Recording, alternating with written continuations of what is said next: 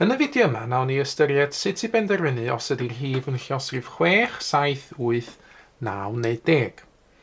Yn ei gychwyn efo 6 felly, sut ydyn ni'n penderfynu fod rhif yn lluosrif 6 neu yn tabl 6?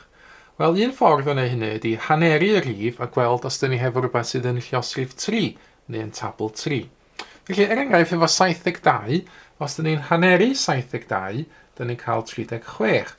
Nawr ydy 36 yn tabl 3? Wel, ydy, mewn 12 lluosi 3. Cofiwch y tric efo tabl 3 oedd adio'r digidau, 3 a 6 yn 9. Wedyn, os ydy'r rhif yma yn tabl 3, mae'r un yma, 36, hefyd yn tabl 3. Felly, gan fod 36 yn tabl 3, mae hynny'n deud yn fan hyn fod 72 yn lluosrif 6, yn tabl 6. Nawr, hefo 95, os dwi'n haneri 95, dwi'n mynd i gael rhywbeth a hanner, felly dwi ddim yn mynd i gael rhywbeth sydd yn tabl 3. Felly wedai rhoi croes fan hyn sydd bin.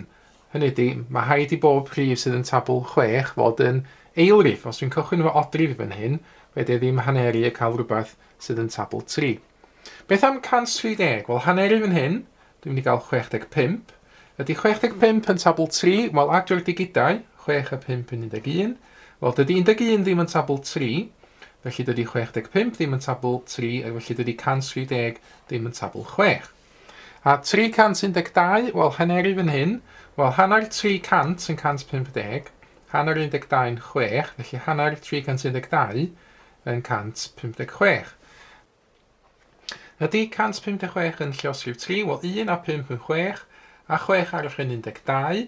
Mae 12 yn tabl 3, felly mae 156 yn tabl 3, ac felly 312, mae hwnna yn lluosrif 6. Nesaf, tabl 7, sut dyn ni'n penderfynu rhywbeth yn lluosrif 7? Wel, dos o ddim ffordd hawdd fan hyn, haen ni ystyried tabl 7. Felly yn yr enghreiffd i fan hyn, efo 63, wel mae 63 yn 9 lluosi 7, felly mae 63 yn lluosrif 7. Beth am 92? Wel, os dwi'n meddwl am tabl 7, mae'n cyrraedd 70, wedyn adio 7, 77, adio 7, 84, 91 yn tabl 7, felly dydy 92 ddim yn mynd i fod yn tabl 7.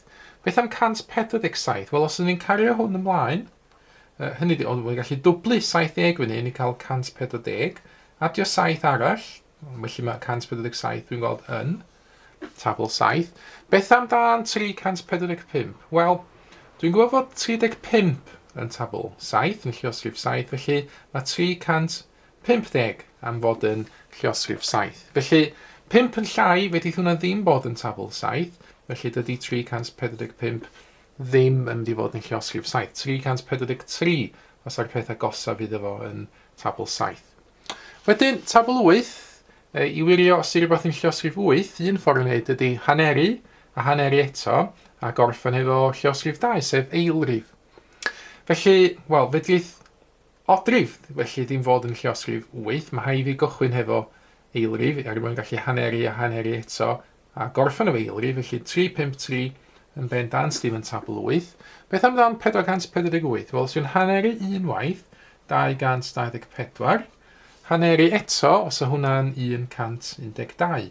Mae hwn yn eilrif, felly mae rhaid fod 448 yn tabl 8. 700, haneri am y tro cyntaf, dwi'n cael 350. Haneri eto, so ni'n cael 175. Nawr mae hwn yn odrif, felly dydy 700 ddim yn lluosrif 8. Mae rhaid i haneri eto a gorffen efo eilrif, rhywbeth sydd yn tabl 2. A 850, wel os dwi'n haneri fan hyn, dwi'n cael 425. A mae hwn rhywun yn odrif, os dwi'n haneri hwn rwan, dwi'n mynd i gael rhywbeth a hanner, so hwn yn 212 a hanner, felly yn bendant ddim yn lluosrif 2, felly fedrith 850 ddim bod yn tabl 8. Wedyn, tabl 9, tebyg iawn i tabl 3 hwn, yr rheol, mae swm y digidau yn lluosrif 9, felly mae rhaid adio'r digidau unigol a gorffen rhywbeth sydd yn tabl 9 er mwyn i'r rhif greiddiol fod yn tabl 9. Felly fan hyn, 1 adio 7 yn mynd i fod yn 9. Mae 9 yn bendant yn tabl 9, felly mae 117 hefyd yn lluosrif 9. 256, 2 a 5 yn 7, adio 6 yn 13, dydy 13 ddim yn lluosrif 9, felly dydy 256 chwaith ddim yn lluosrif 9. Nesaf 8577, 8 a 5 yn 13, a 7 yn 20, a 7 arall yn 27. Mae 27 yn 3 lluosig 9, felly mae 27 yn lluosig 9 a mae 8577 hefyd yn lluosig 9. A 320,621 a dwi'n digidau fan hyn, 3 a 2 yn 5 a dim byd dal yn 5 a 6 11, 12, 13, 14 fan hyn. Dydy 14 ddim yn tabl 9, felly dydy'r rhif mawr yma ddim yn tabl 9 chwaith. Yr un olaf ydy tabl 10, yn hawsa yn y rhestr yn y fideo yma. Mae pob dim yn tabl 10 yn gorffan hefo dim, felly dydy 58 ddim yn lluosrif 10, mae 230 yn, 6,241 ddim yn perthyn i dabl 10 a 34,970 yn lluosrif 10. Nawr ar y sgrin yn nawr, mae yna chydig o ymarferion i chi ceisio. Ydy'r rhifau ydych chi weld yn fan hyn yn lluosrif o amryw dabla. Ceisiwch ein, dewch yn ôl mewn ychydig o funudau, dyma nhw i chi rwan yr atebion yn dyfynu ar y sgrin. Mae mwy o fideos adolygu ar gael ar ein sianel YouTube Adolygu Mathemateg. Am y newyddion diweddaraf neu holi cwestiwn, dilynwch ein cyfrif trydar @Mathemateg. Neu ewch i'n gwefan ydrych.mathemateg.com am fwy o adnoddau adolygu.